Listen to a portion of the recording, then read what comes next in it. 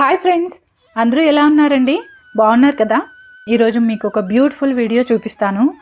అదే మనకి 2021లో యునెస్కో ద్వారా ప్రపంచ వారసత్వ సంపదగా గుర్తించబడిన మన రామప్ప టెంపుల్.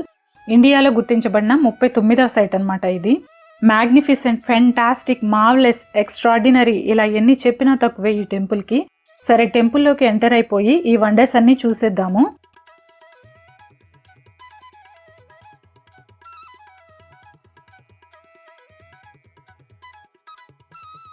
నిజంగా బ్రెత్ టేకింగ్ స్ట్రక్చర్ అండి.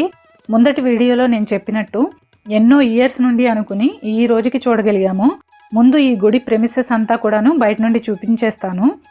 ఒకసారి చూడండి, మెయిన్ టెంపుల్ ఉంది, అలాగే పక్కన ఇంకో చిన్న టెంపుల్, అవతల పక్కన ఒక చిన్న స్ట్రక్చర్ లాంటిది ఉంది. టెంపులే అనుకుంటా అది కూడా, కాకపోతే కొంచెం డ్యామేజ్ అయ్యింది.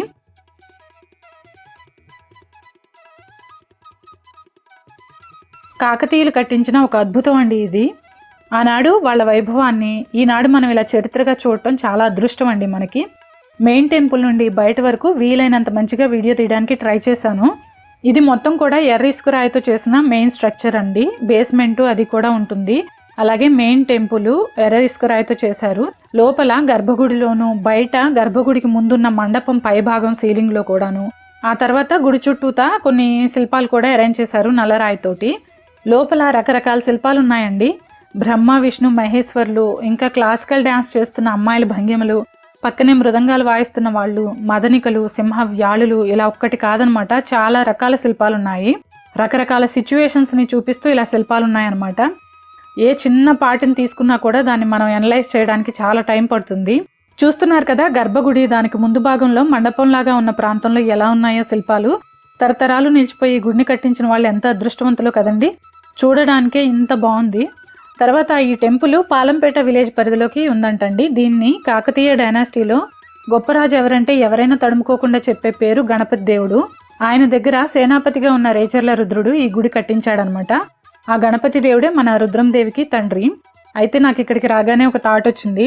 రుద్రమదేవి, గణపతి దేవుడు వీళ్ళందరూ బతికున్నప్పుడు ఈ గుడికి తరచూ వచ్చి ఉండొచ్చు కదా అని అనిపించింది. సరే, కట్టించింది అయితే రేచర్ల రుద్రుడు కదా, మరి రామప్ప టెంపుల్ అనే పేరు ఎలా వచ్చింది అని అనుకుంటున్నారా? అయితే ఇది వినండి.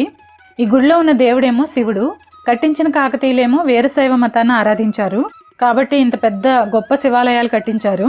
అయితే ఈ టెంపుల్ని కట్టిన శిల్పి పేరు మాత్రం రామప్ప అంట.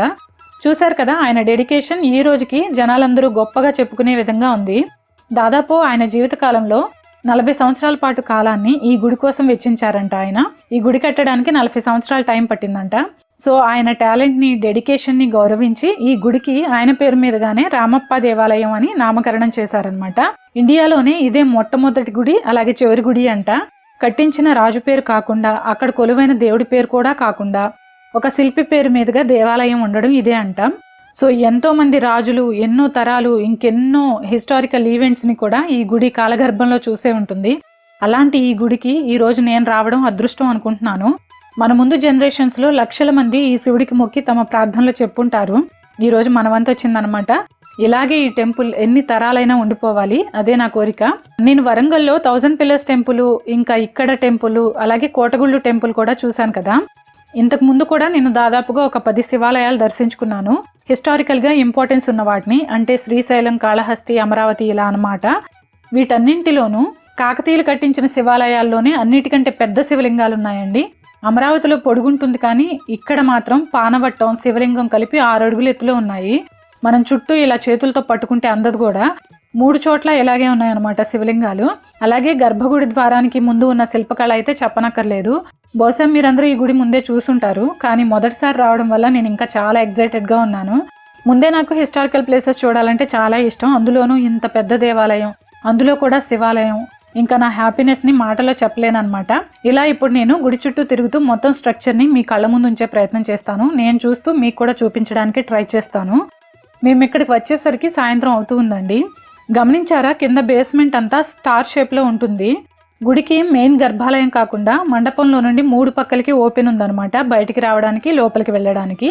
అలాగే గర్భగుడికి ఎదురుగా గుడి బయట నంది విగ్రహాన్ని అరేంజ్ చేసి చుట్టూ ఒక స్ట్రక్చర్ కట్టారనమాట, గోడల్లాగా. ఈ ప్రెమిసెస్లోనే పక్కన మరో చిన్న టెంపుల్ కూడా ఉంది. 1000 పిల్లర్స్ టెంపుల్లో కంటే కూడా గుడి చుట్టూ ఉన్న స్ట్రక్చర్లో శిల్పాలు అవి చాలా బాగున్నాయి ఇక్కడ. ఈ గుడి చూసి మా వాడు ఈరోజు మనం కూడా ప్రవీణ్ మోహన్ అయిపోదాం అంటున్నాడు. నిజంగా కళ్ళు చెదిరే అందం అండి. పైన కనపడుతున్నవి ఫేమస్ మదనికలు. చాలామంది వీటి మీద రీసెర్చ్ చేస్తూ ఉంటారు కదా. ఇంత పెద్ద పెద్ద స్ట్రక్చర్లో ఇన్ని శిల్పాలు ఫ్లాలెస్గా చెక్కడం అంటే మాటలు కాదు. చాలా వేస్టేజ్ కూడా పోయి ఉంటుంది. ఎన్ని సంవత్సరాల తరబడి చెక్కి చిన్న డ్యామేజ్ అయినా కూడా దాన్ని తీసి పక్కన పెట్టి మంచిగా ఈ స్ట్రక్చర్ అంతా నిర్మించడానికి చాలా కాలం పట్టి ఉంటుంది. ఈ టెంపుల్ చుట్టుపక్కల ఇంకా కొన్ని రాక్స్ కూడా ఉన్నాయండి. అవి మరి కన్స్ట్రక్షన్ చేసేటప్పుడు యూజ్ చేయలేక పడేసినవో లేకపోతే ఇక్కడ ఉన్న ఏవైనా డ్యామేజ్ అయిన టెంపుల్వో అర్థం కాలేదు. సగం చెక్కి పాడైపోయి అలా పడున్నాయి. వాటిని జాగ్రత్తగా నంబరింగ్ చేసి పెట్టించారనమాట. ప్రతి చిన్న చోట కూడా అంటే నంది చుట్టూతా కట్టిన గోడల్లో కూడా మంచి కార్వింగ్స్ ఉన్నాయి. ఇక నంది మీద అయితే చెప్పనక్కర్లేదు, ఎంత ఫైన్ కార్వింగ్స్ ఉన్నాయో మీరే చూస్తున్నారు. పక్కనే ఉన్న చిన్న టెంపుల్లో ఉన్న నంది మీద కూడా ఈ కార్వింగ్స్ ఉన్నాయన్నమాట. ఇక్కడే మ్యూజికల్ పిల్లర్ కూడా ఉందంటండి, కానీ నాకు అది తెలియలేదు. వీలైనంత మంచిగా మీకు ఈ గుడిని చూపించాలనుకున్నాను. Hope you like it. ఇప్పుడు మనం చూస్తున్న ప్లేస్ గుడి ముందు భాగంలో ఉన్న మెయిన్ ఎంట్రన్స్ అండి. దీనికి ఎదురుగుండానే నంది విగ్రహం ఉంది. మనకి డైరెక్ట్గా శివుడి గర్భాలయానికి ఎదురుగుండా ఉంటుందన్నమాట. నంది దగ్గర నుంచి చూస్తే దాదాపుగా గర్భాలయం స్ట్రైట్గా ఉంటుంది. చూసారా ముందున్న ఏనుగుల బొమ్మలు ఎంతగా పాడైపోయాయో. పక్కనే చెట్టు కింద కూడా ఇంకో శివలింగం ఉందన్నమాట. ఇప్పుడు మాత్రం గుడి వెనక భాగం నుండి ఎంట్రన్స్ ఉంది, కానీ మనం వచ్చేటప్పుడు చూసారు కదా వెనక నుండి వచ్చాం కదా. కానీ బహుశా ముందైతే అంటే కాకతీయులు ఉండేటప్పుడు అయితే ఇది ముందు నుండి ఉండేది కావచ్చు. సరే మనం ఇప్పుడు నంది విగ్రహం చూద్దామండి.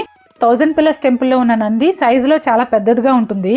అక్కడ ఉన్న నంది, ఇక్కడ రామప్ప టెంపుల్లో ఉన్న నంది, అలాగే ఇదే ప్రెమిసెస్లో ఉన్న పక్కన చిన్న టెంపుల్లో ఉన్న నంది కూడా ఒకే రకమైన చెక్కడాలు ఉన్నాయన్నమాట నంది మీద. అలాగే ఈ నంది విగ్రహాలని కాకతీయ ఆర్కిటెక్చర్కి సింబల్గా చెప్పుకోవచ్చు. ఇది ఓవరాల్గా మన కాకతీయులు నిర్మించి దర్శించి కాపాడిన రామప్ప టెంపుల్ అనమాట. వీడియో నచ్చితే ఒక లైక్ చేయండి, మీ ఒపీనియన్ కామెంట్లో షేర్ చేయండి. అలాగే ఛానల్కి ఫస్ట్ టైం కనుక వస్తే మీరు సబ్స్క్రైబ్ చేయడం మర్చిపోకండి. Thanks for watching. బాయ్.